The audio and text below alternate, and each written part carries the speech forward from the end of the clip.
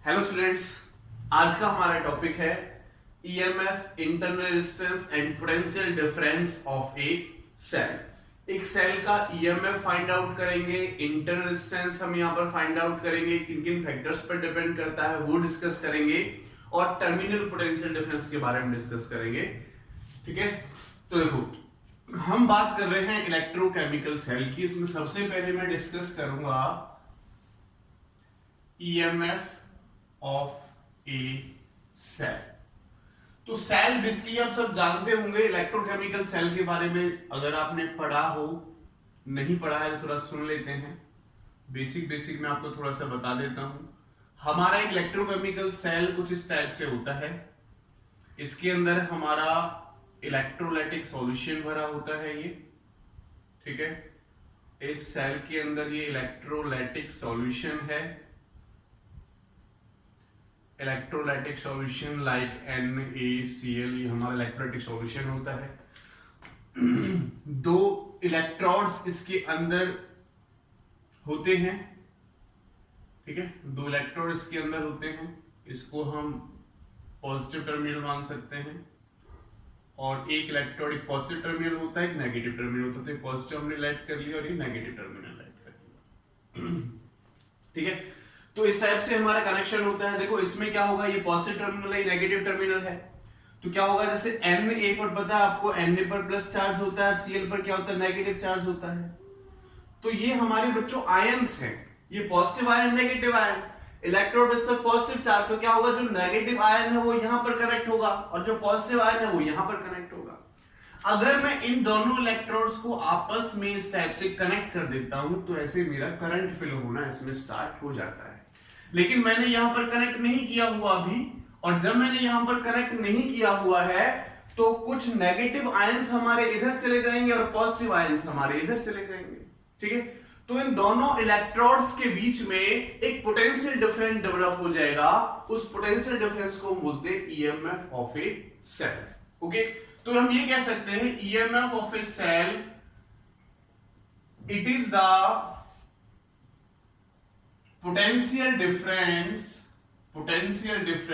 between two electrodes of a cell when no current is drawn from the cell. Cell से जब कोई current हमारा flow नहीं हो रहा है, इसका मतलब मैंने इसको ऐसे कनेक्ट नहीं कर रखा है। जब हमने इसको कनेक्ट नहीं कर रखा है तो इन दोनों इलेक्ट्रोड्स के बीच में जो हमारा मैक्सिमम पोटेंशियल डिफरेंस होगा उसको बोलेंगे हम EMF of a cell. Okay, ये बात आपको क्लियर होगी। अब मैं नेक्स्ट पॉइंट की तरफ चलता हूं। ठीक है, ध्यान रखना है क्या है ये, मैक्सिमम पोटेंशियल डिफरेंस। लाइन लिख देता हूं मैं। It is the maximum potential difference between two electrodes of a cell when no current is maximum potential difference है, ये आपको याद रखना है। अब मैं बात करता हूं internal resistance of a cell। internal resistance of a cell। तो internal resistance of a cell क्या होता है? देखो ये सेल है हमारा, इलेक्ट्रोकेमिकल सेल बोलते हैं इसको।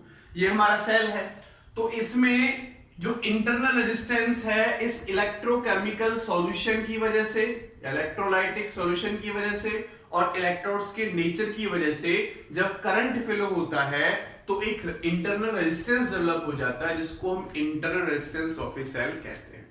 तो हम ये कह सकते हैं it is the resistance developed in the electrochemical cell when current is drawn from the cell.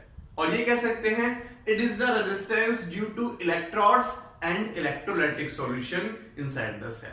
ठीक है, तो सेल के अंदर ये हमारा इलेक्ट्रोलाइटिक सॉल्यूशन और इलेक्ट्रोड्स के नेचर की वजह से इंटरनल रेजिस्टेंस हमारा डेवलप होता है।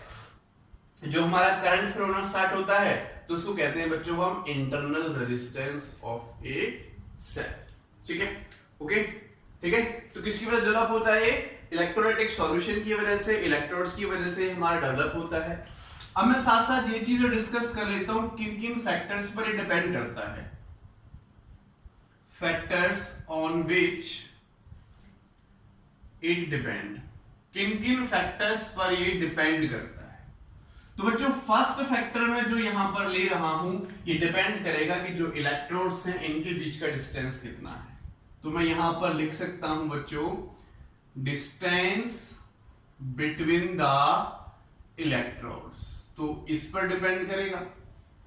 सेकेंड फैक्टर बच्चों ये मेरा डिपेंड करेगा nature of electrolyte, nature of electrolyte, जो इलेक्ट्रोलाइट हमारा सॉल्यूशन है इसके नेचर पर डिपेंड करेगा। थर्ड फैक्टर बच्चों ये हमारा डिपेंड करेगा nature, concentration and temperature of electrodes, temperature of electrodes, ठीक है, इलेक्ट्रोड्स और इलेक्ट्रोलाइट। तो इलेक्ट्रोलाइट की कंसंट्रेशन पर भी बच्चों ये डिपेंड करेगा, ठीक है, टेम्परेचर पर डिपेंड करेगा। और जो फोर्थ फैक्टर है जिस पर ये डिपेंड करता है वो है बच्चों area of electrodes inside the solution. कौन सा सॉल्यूशन की बात कर रहे हैं हम? इलेक्ट्रोलाइटिक सॉल्यूशन की बात कर रहे हैं। इलेक्ट्रोड का कितना एरिया इसके अंदर है, ठीक है, इस फैक्टर पर भी हमारा इंटरनल रेजिस्टेंस डिपेंड करेगा। तो इन फोर फैक्टर्स पर हमारा इंटरनल रेजिस्टेंस डिपेंड करता है जो मैंने यहां पर आपको बताए। अब मैं यहां पर बात कर रहा हूं EMF, internal resistance and potential difference, जिसको हम टर्मिनल पोटेंशियल डिफरेंस कहते हैं।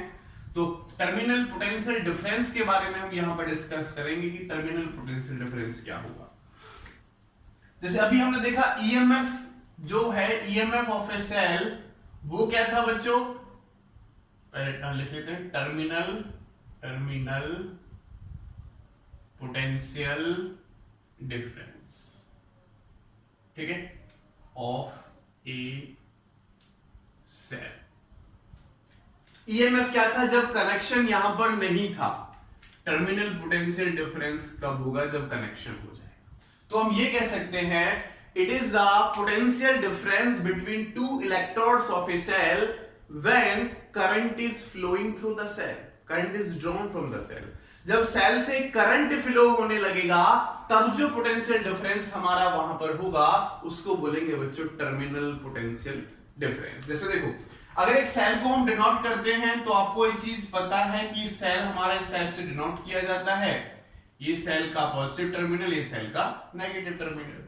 अगर इस सेल का ईएमएफ मैं लाइट कर लेता हूं एप्सिलॉन है, जब हमने किसी से कोई कनेक्शन नहीं किया है, कोई करंट हमारा फ्लो नहीं हो रहा है।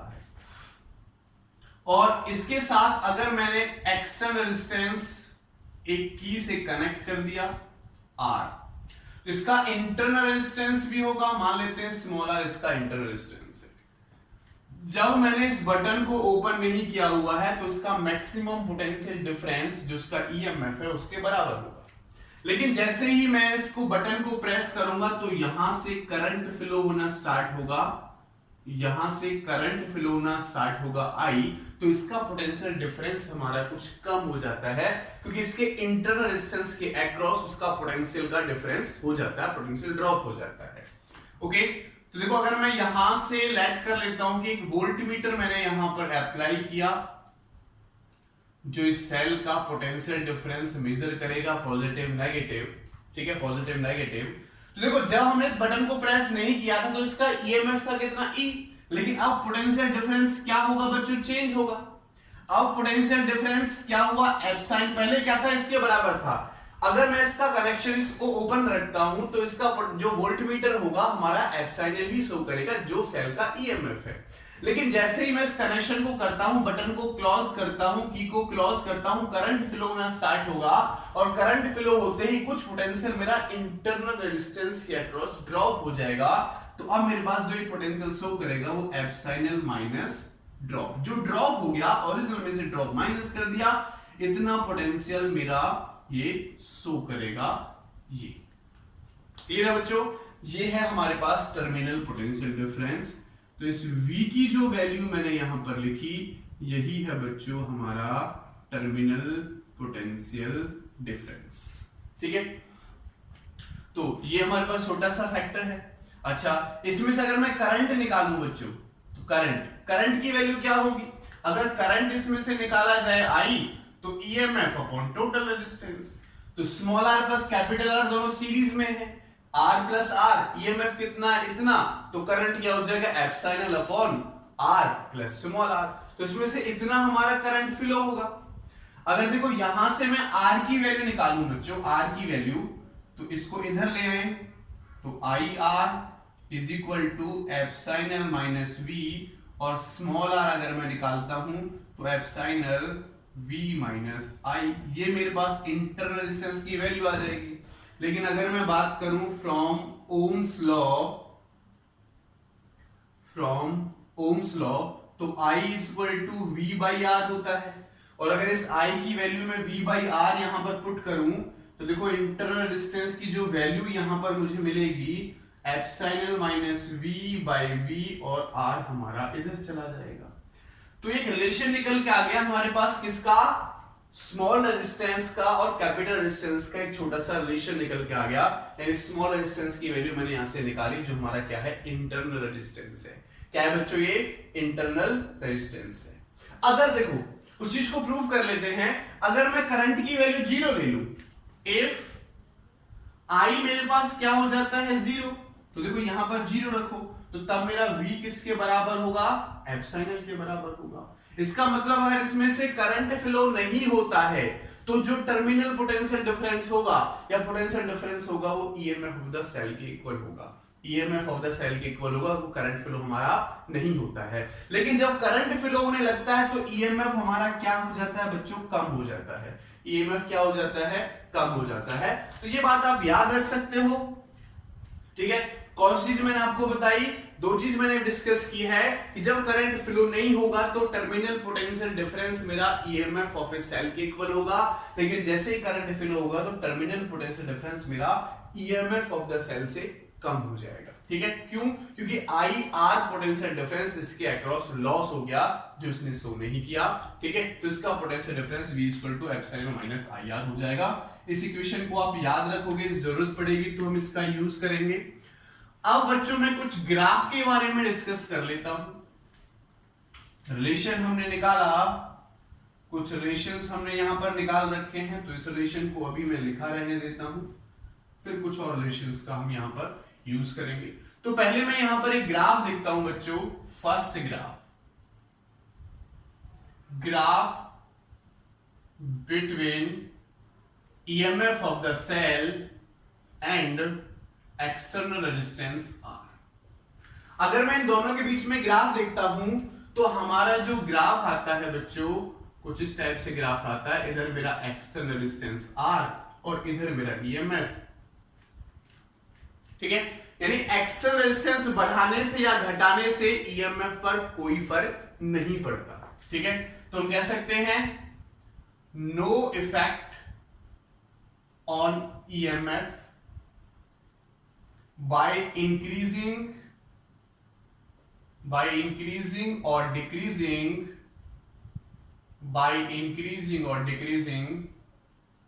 external resistance।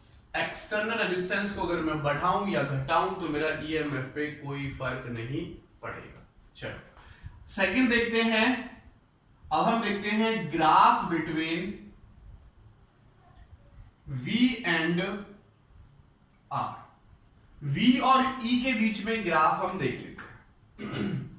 V और R के बीच में हम ग्राफ देख लेते हैं। तो V और R के बीच में जो ग्राफ हमारा बनेगा, उसको हम पहले थोड़ा सा डिस्कस करेंगे, फिर हम ड्रॉ करेंगे। तो इधर मैंने V ले लिया, इधर मैंने कैपिटल R ले लिया। तो देखो रिलेशन है V equal to epsilon minus IR, ये हमारा रिलेशन है।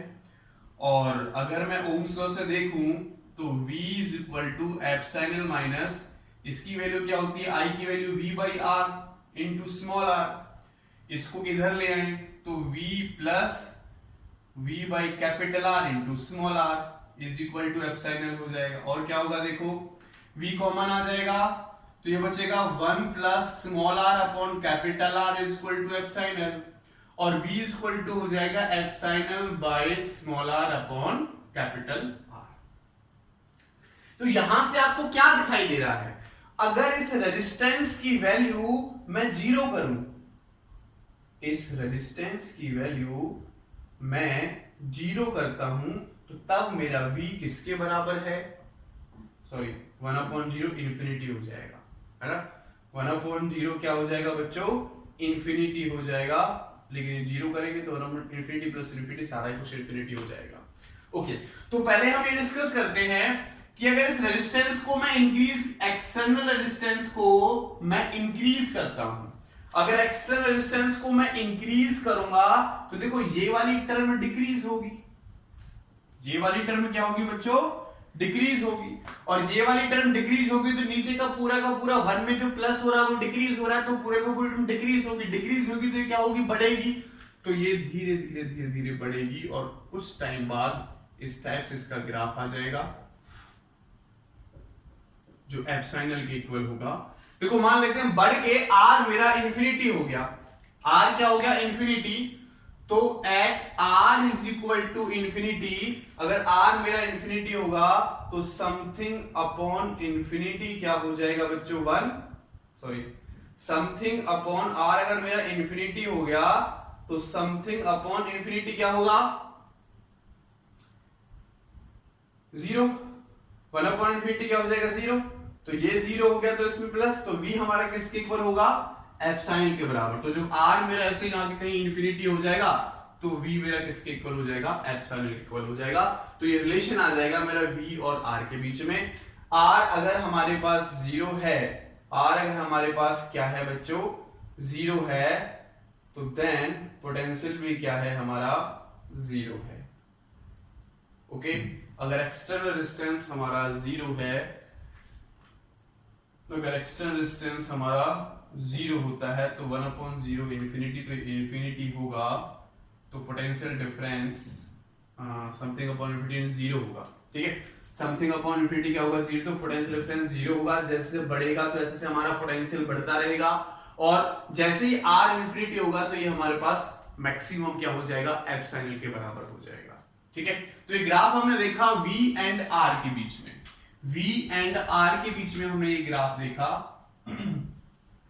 अब मैं एक ग्राफ और देख लेता हूं, यही कर लेते हैं, graph between v and i, तो c पार्ट में इसका कर रहा हूं, graph between v and i, जो टर्मिनल पोटेंशियल डिफरेंस है और करंट है उसके बीच का ग्राफ क्या निकल के आएगा, देखो v equal to epsilon minus i relation होता है।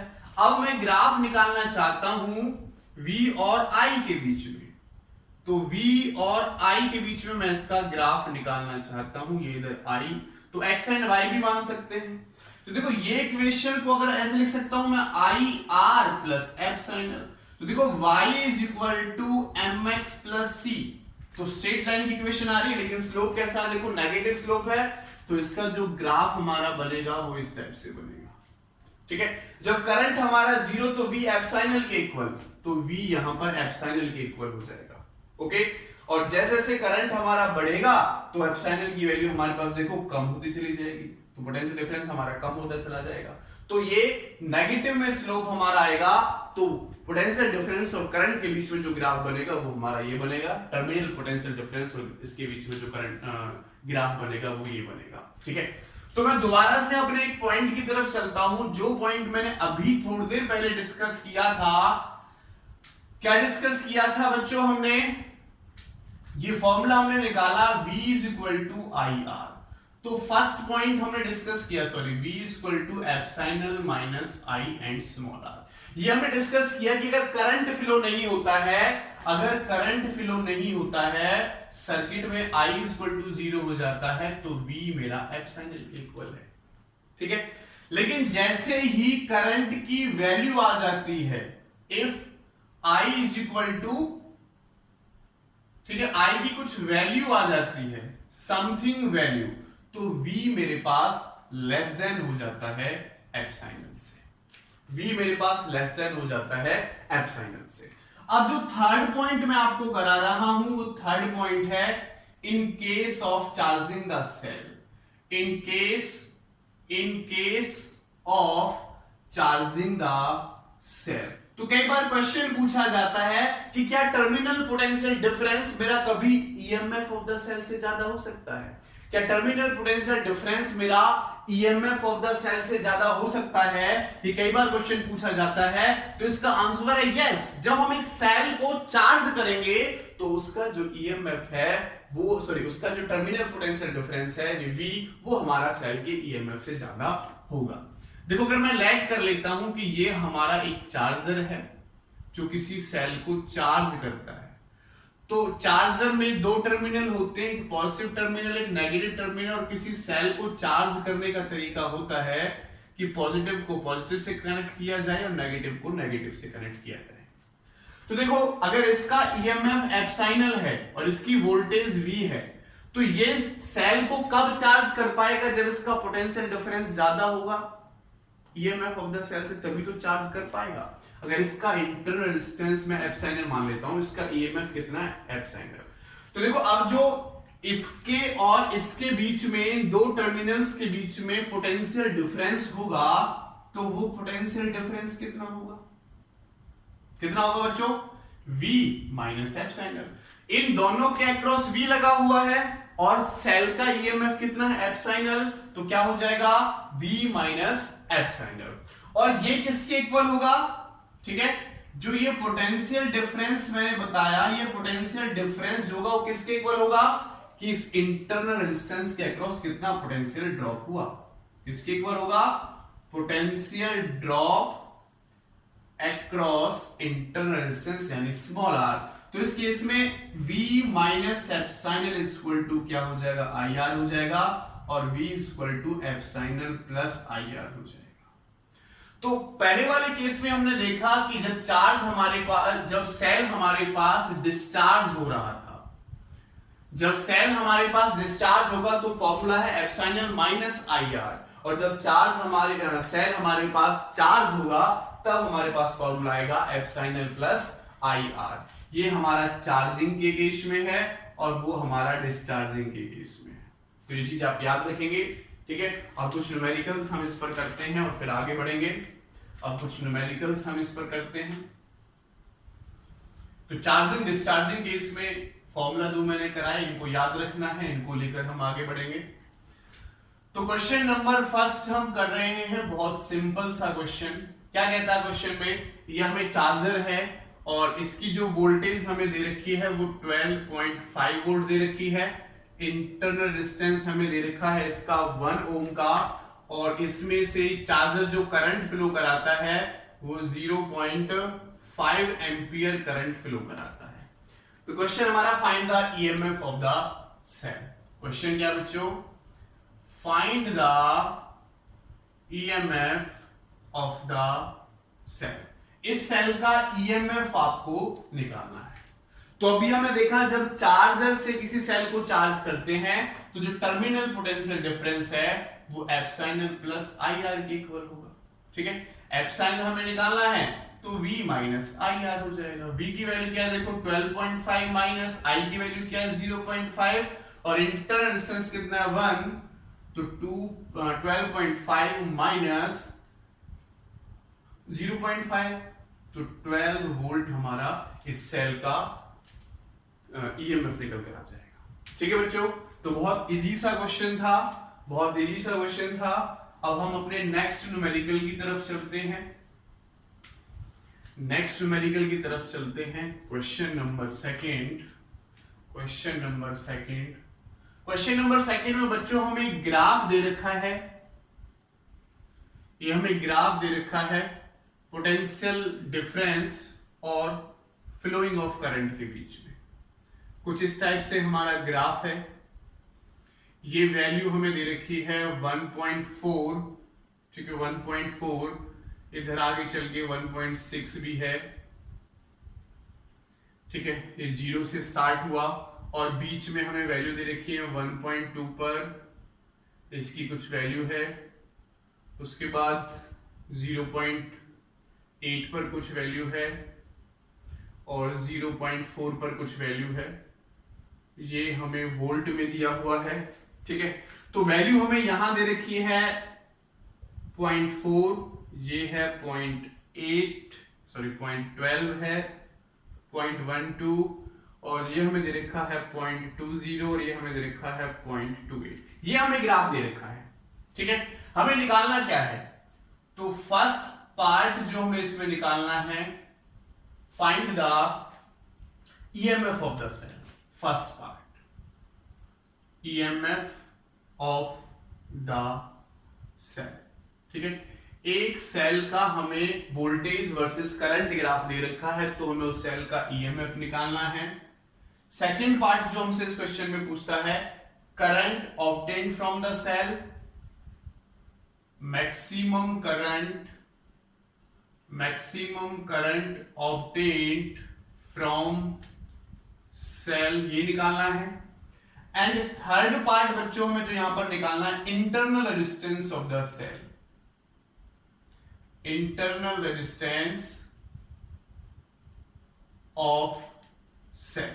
ये तीन चीजें बच्चों हमें इस क्वेश्चन में निकालनी है। तो सबसे पहले हम बात करेंगे ईएमएफ ऑफ द सेल, ठीक है। देखो V इक्वल टू क्या होता है, एप्सिलॉन माइनस आई आर। तो फर्स्ट पॉइंट में अगर यहां पर निकालूं, इफ I की वैल्यू मैं 0 कर देता हूं, तो I की वैल्यू 0 होगी तो EMF पोटेंशियल डिफरेंस के बराबर होगा। तो देखो जब I की वैल्यू बच्चों 0 है तो मैक्सिमम पोटेंशियल डिफरेंस कितना है, 1.4। इसका मतलब इसकी वैल्यू कितनी हो जाएगी, 1.4 वोल्ट। सिंपल, ये फॉर्मूला होता है हमारे पास, फॉर्मूला होता है करंट की वैल्यू 0, करंट की वैल्यू 0 का मतलब जो पोटेंशियल डिफरेंस है वो EMF ऑफ द सेल के बराबर होगा।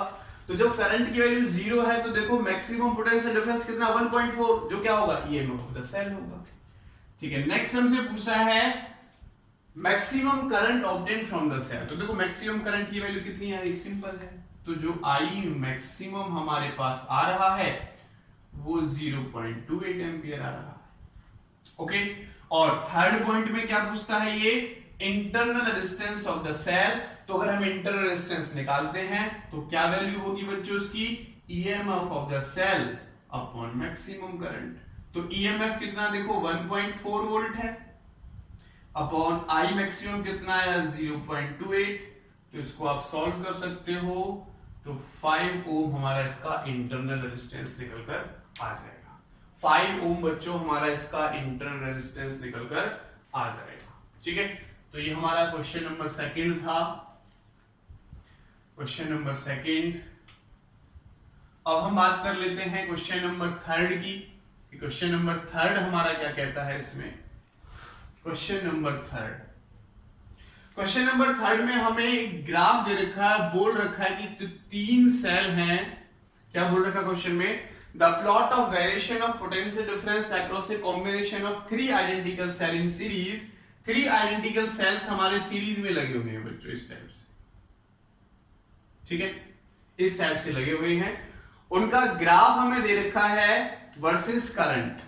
तो ईएमएफ यानी वोल्टेज हमारे पास ये है और ये हमें ग्राफ दे रखा है, ये हमें 6, ये हमें 4, ये हमें 2, ये हमें 0, ये हमें 0.5 करंट और ये हमें 1 एम्पियर करंट की वैल्यू इस क्वेश्चन में गिवन है, ठीक है। इधर हमारा वोल्टेज। तो हमसे क्वेश्चन में पूछता है क्या, what is the EMF and internal resistance of each cell. what is the EMF and internal resistance of the cell, and internal resistance of the cell का इंटरनल रेजिस्टेंस और EMF निकालना है, ठीक है, of each cell, of the each cell, हर एक cell का निकालना है।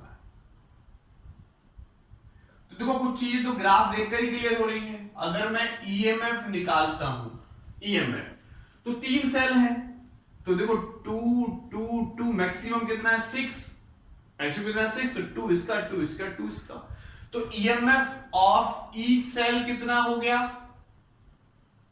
2 वोल्ट हो गया। और क्या पूछ रहा है, इंटरनल रेजिस्टेंस यानी स्मॉल आर की वैल्यू पूछ रहा है।